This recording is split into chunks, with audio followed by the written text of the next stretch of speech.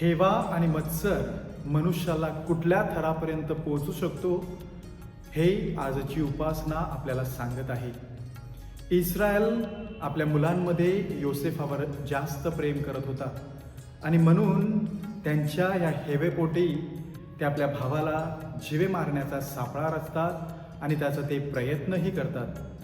तर आजच्या शुभवर्तमानामध्ये घरधण्याच्या वारसाला त्याचे दासच स्वार्थापोटी मारतात आणि त्याला फेकून देतात.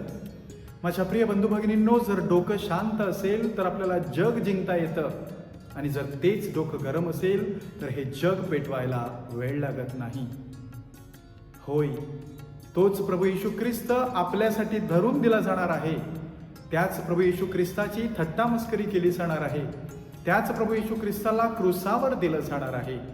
परंतु असं हे येशू ख्रिस्त करत असताना तो जे तारण आपल्याला मिळवून देणार आहे, त्या तारणासाठी आपण तयार आहोत का? त्याच्या प्रेमासाठी आपण तयार आहोत का? आणि त्याने दिलेलं प्रेम इतरांपर्यंत देण्यासाठी आणि जगामध्ये त्याचं प्रेम वाढावं म्हणून आपण प्रयत्न करणार आहोत का?